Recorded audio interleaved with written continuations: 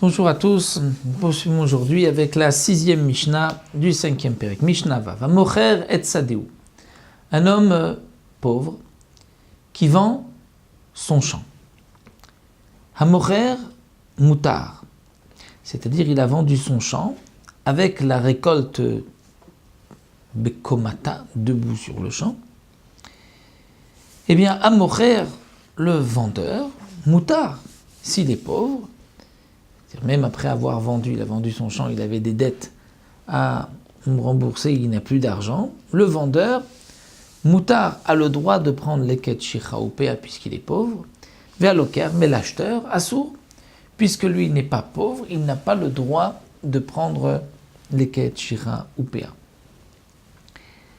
Comme nous l'avons vu de toutes les manières, même l'acheteur, même dans le cas où l'acheteur est pauvre, même un propriétaire pauvre n'a pas le droit, lui, de prendre les prélèvements de son propre champ, mais une fois qu'il a vendu le champ, donc le vendeur pourra lui prendre du champ qu'il a vendu. La Mishnah vient ici avertir le propriétaire et lui dire attention. Normalement, il y a, comme nous l'avons vu dans les prakim précédents, 3 moments dans la journée où le propriétaire se présente dans le champ pour pouvoir permettre aux pauvres de venir ramasser le leket et ramasser donc les matnot anim. Les Chachamim nous disent, comme nous allons l'apprendre d'un pasouk, ici nous avons un avertissement que le propriétaire ne doit pas favoriser un pauvre plus qu'un autre. Il ne doit pas aider l'un plus que l'autre. Et donc il ne pourra pas non plus, lo iskor adam et apoalim almenat shilaket benu acharav. Il ne pourra pas engager des ouvriers et poser comme condition que le fils de cet ouvrier qui est pauvre vienne ramasser derrière son père qui coupe la récolte. C'est-à-dire, comme nous expliquent les Mefarshim, le pauvre qui vient ramasser, qui a été engagé pour ramasser et pour couper, moissonner le champ, il a le droit d'amener avec lui son fils, et son fils va suivre les pas de son père, et au fur et à mesure, tous les quêtes, tout épi qui tombe, il prend, il le ramasse, et il le garde pour lui, pour sa famille.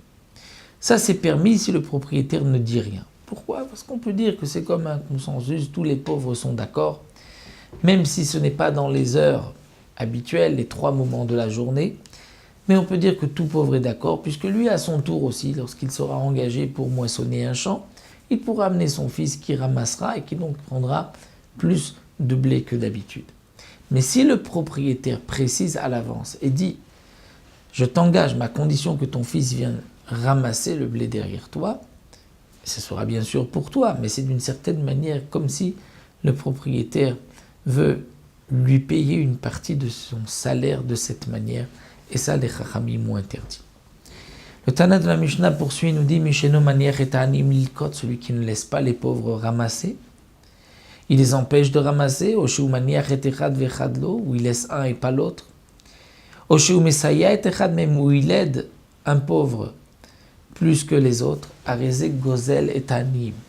Il vole les autres pauvres. Al Neemar, et sur cela il est dit, Al taseg gevul olim, olam, en vérité c'est marqué dans le pasouk, mais c'est-à-dire ne vient pas prendre les frontières olim, olim. Il s'agit ici des pauvres qui sont appelés olim. Pourquoi olim ? Parce que les pauvres sont en vérité ceux qui ne sont pas montés olim, mais yardou, qui sont tombés, qui ont perdu leurs biens. Mais pour ne pas leur faire honte, belachon kavod, comme on appelle un aveugle, un clairvoyant, donc on va aussi dire que les olim, ce sont les pauvres qui sont en vérité, qui sont montés, qui sont riches, pour ne pas dire qu'ils sont pauvres. Donc la Torah vient nous dire ici, al tasek gvul olim. Et donc on ne pourra pas favoriser un pauvre plus qu'un autre ou empêcher les pauvres de venir se servir. De même, on apprend de là que le propriétaire devra faire attention de bien observer les commandements des Chachamim, c'est-à-dire les 3 moments où il doit se présenter dans son champ pour que les pauvres puissent prendre.